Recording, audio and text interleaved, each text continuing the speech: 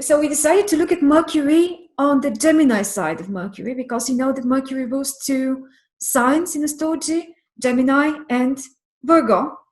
So maybe later on we'll do another session for Virgo, but today let's try to think about the symbols of Mercury related to Gemini more than anything else. I think they're the majority of them anyway. To me, Mercury fits better Gemini than Virgo. I've always felt like there is something off with the Virgo connection, that maybe there is something missing.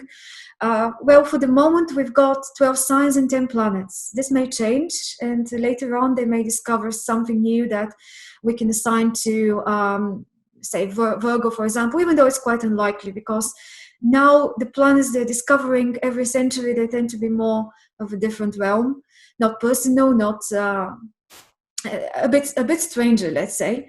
Some people connect Chiron to Virgo, but that's another story. I don't want to touch on this now because it's a very, very complex topic. And you may have heard of Vulcan as well. I don't know if you know this. I'm not sure astronomically what Vulcan is, maybe another asteroid, but that's another energy that's connected to Virgo, the Earth part of Mercury. Yes, there is something there related to Mercury also, but we'll take a look at that at another time.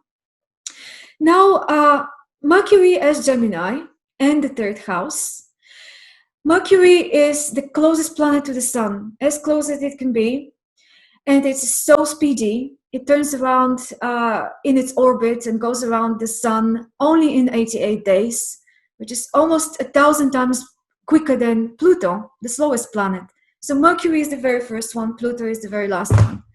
And Mercury's character and what it does in the chart is so related with this speediness, hastiness, restlessness that's so typical to that energy. Mercury is the planet of the brain, the mind, the nervous system, the way we receive and communicate back information, and the function of logic, speech, listening, exchanging data. It's so relevant to teaching as well, but in one specific way only. I'm going to be more specific about this a little later, as you know that we've got other signs related to teaching, like Sagittarius as well. That's the opposite energy to Mercury and Gemini. What I find extremely interesting about this energy is how the connection with the brain and the mind function in us, which is what this stands for the most, can have such a great effect on our reality. It's the control of life and of reality through the mind, changing the attitudes we've got about everything that's happening around us. Can really have an effect of changing the situation externally as well. It's an adaptability function, Mercury, very similar to Mars, but with Mars we were speaking about pure physical drive and energy and self-protection, while here it is also a function that is meant to help us orient in the environment, adapt ourselves, learn all sorts of different things and orient ourselves so that we can still survive and still be thriving outside in the world. But here it's more to do with reason and with logic. And Mercury is like always so close to the Sun, not just physically in the solar system, but also in the birth chart, in our characteristics as well. As Mercury is another agent of the Sun. He is also out there like Mars. I say he, even though Mercury is quite difficult to pin down as either feminine or masculine energy. It's quite androgynous and quite mixed up between the two sexes. That's one of the interesting features about it. And it's a linking function, a connection between the way the senses register things from the environment, information, sensations.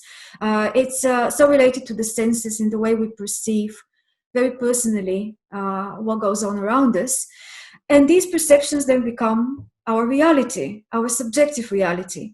And they kind of feed information back into the ego and back into the solar energy that then makes its decisions and moves forward according to what it has learned and what it has perceived from outside. So Mercury is this electrical current.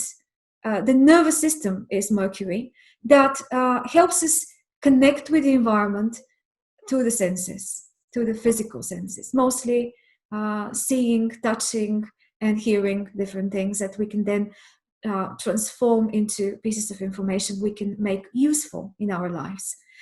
By the way, I was impressed by Darby Costello's presentation of Mercury this last week as part of our course.